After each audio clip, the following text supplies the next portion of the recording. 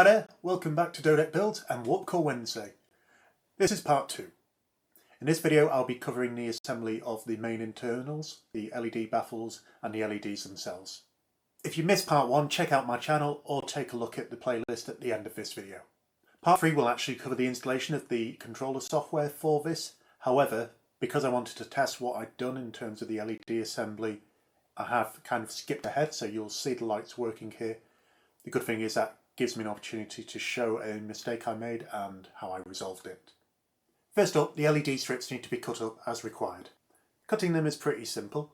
You just need a sharp pair of scissors and to cut along the line that splits the copper contact. If you take this carefully, you'll have no problems. However, if you bought a 2 meter strip of LEDs, you'll actually have plenty spare because you'll only use 139 of the 200 you've got. So if you make a mistake, you can always try again. In total, you'll end up with 10 strips of 11 LEDs for the top and bottom of the core, 10 LEDs for the core itself, 6 LEDs for either side of the core, and then 7 LEDs right at the bottom at the base for the registry. Once they're cut out, it's time to prepare them to be inserted into the baffles, which means soldering time. This is my first time soldering in a really long time, probably even high school, so I am not the person to be teaching you how to do this. What I show here is representative. However, what I will do is link below to a couple of YouTube videos I found really helpful. They can guide you through this and cover the main things that need to be done for this project. I quickly decided that trying to learn and video this at the same time was not a good idea at all. So, like I say, what's here is just representative of what needs doing. That said, what you're doing here first for the LED strips is putting some solder onto each of the copper contacts on there, so they're ready for the wires to be soldered later. You want to do this before they're in the baffles because it's really awkward to get to, as I found out when some of the solder came off. Assembling the baffles is pretty simple. There's just 4 parts here, a front and a back, with the back having a channel for the wires. All you need to do is apply some super glue and stick them together. With that done, it's a case of inserting the LED strips. Sometimes the LEDs on the strips will catch on the baffles, so you need to sort of thread them through, maybe push them down with a tool just to get them past each of the baffles.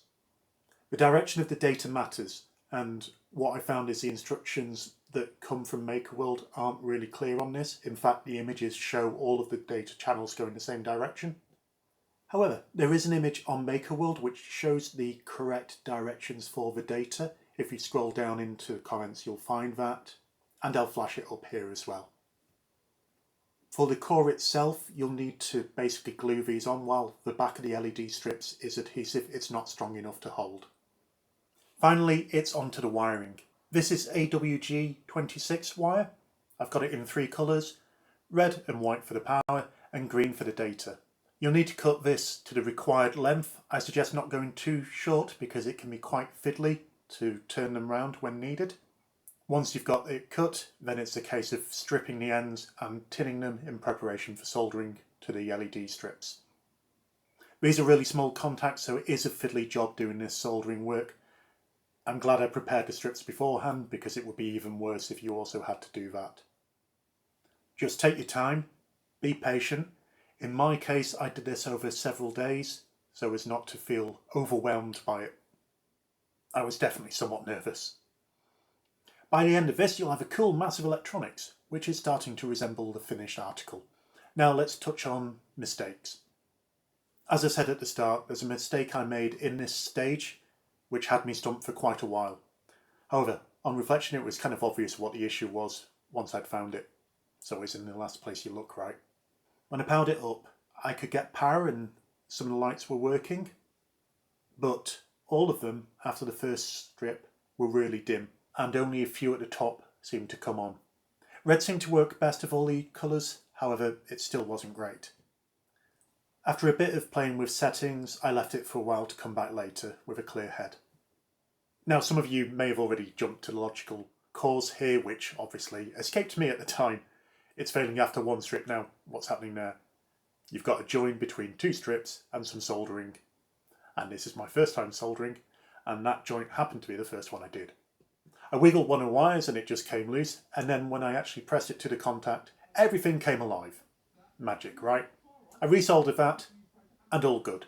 And that's basically it for this part. If you've had any issues with the assembly, please share them in the comments below, whether you're asking for help or you've got solutions that might help others who struggle. In part 3, I'll be going over the installation of the control software WLED, as well as connecting it to the lights. There are a few things to look out for when doing this, so hopefully that video will help with any troubleshooting if you do struggle with this stage. Part 4 will then be the final video in this series. This will show the assembly and the working core in all its glory. If you found this video useful, then hit the like button and of course subscribe to see my upcoming videos. Thanks for watching, bye bye!